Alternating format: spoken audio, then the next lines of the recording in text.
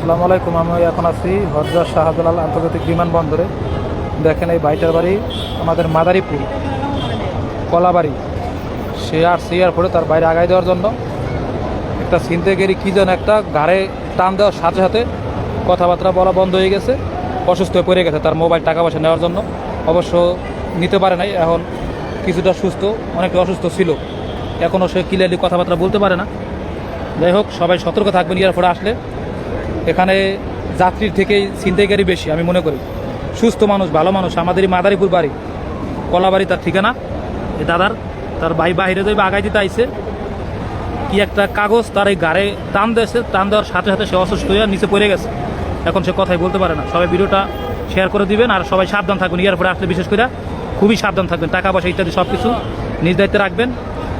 ঠিক আছে, সবাই ভালো থাকবেন, সুস্থ থাকবেন। আল্লাহ হাফেজ। আর বাইরের জন্য দোয়া করবেন, বাইরে তাড়াতাড়ি সুস্থ হয়ে মাদারীপুর যাইতে পারে।